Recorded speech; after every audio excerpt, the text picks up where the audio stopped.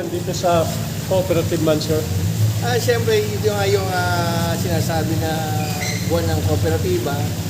Ito yung panahon para malaman natin yung status ng bawat cooperative. Kung sila ba ay lumago ba yung kooperatiba nila sa kabila ng mga pagsubok na kinakaharap nila sa natin sa ating bansa. Kaya ito pa nga, apektado tayo ng kalamidad katulad ng mga ating mga as agricultural na line of business ng mga cooperatives.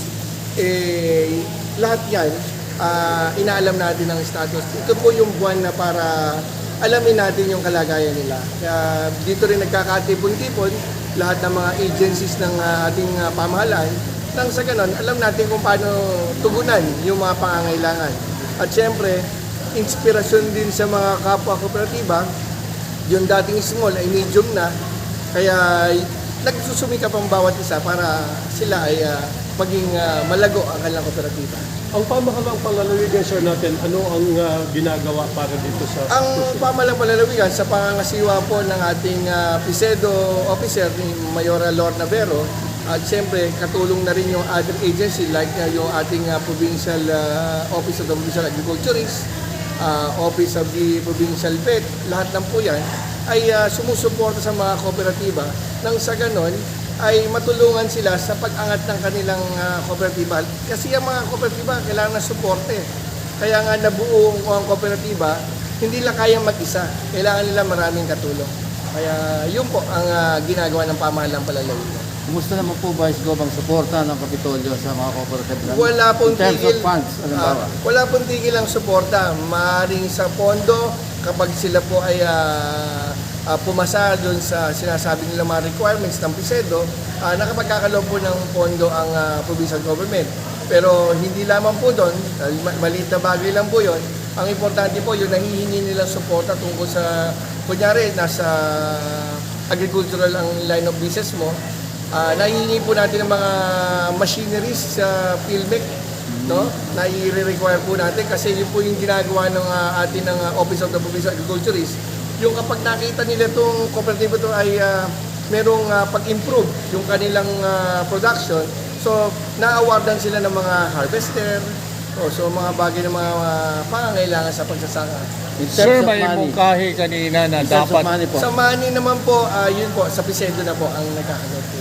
May mungkahi kanina na dapat bawat LGU magkaroon talaga ng Cooperative Totoo Development po, kasi Office. Paano sa natin bawat sasagot? munisipyo po, hindi po establish ang permanent item ng kanilang cooperative enterprises na natatayo at talagang ang focus ang mga kooperatiba. So, ang ginagawa, nag-a-assign na lang ang bawat munisipyo. So, ang gusto lang po ng ating Director, Marieta Wang, magkaroon ng permanent na cooperative officer nang sa ganun, yun talaga ang haharap sa mga tao, sa mga kooperatiba. Meron silang puntahan na talaga doon nakatutok, specific. Kasi po minsan masabi lang na may tumatanggap, pero walang nakatutok para sila suportahan.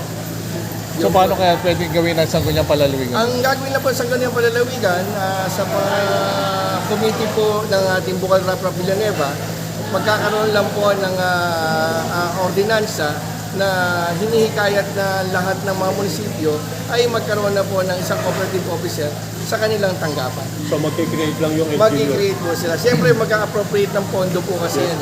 So kailangan nila ng pondo yan. Sir, ang mapunta naman tayo sa issue ng bigas, palay. Ngayon po maganda ang presyo ng palay ng kaunti yata, no? So, tapos yung bigas, pamimili ng palay ng NFA, sumusuporta na ang Kapitolyo, sir. Opo. Paano ba yung arrangement ngayon kung alam po natin? Ito po, sabi nga natin, natutuwa kami ang NFA, sumama na po sa programa ng pamimili ng palay ng probinsya.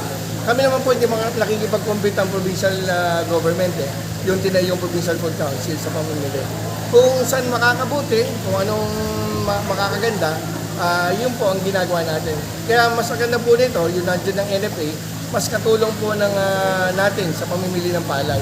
Kaya hindi po mangangamba yung ating mga magsasaka na kung saan nila dadalhin yung palay nila. At sigurado po, mayroong bibili. Dahil nandito na po ang NFA. Tungkol naman sa pamimili, sa panahon ngayon kasi election ban, never pa ho tayo nabigyan ng COMELEC na permiso na ang ating pamimili ng palay ay magtuloy-tuloy. Kaya nakahinto po tayo. Matagal na po. Noong panahon pa ng September pa po. Okay. Boss, yung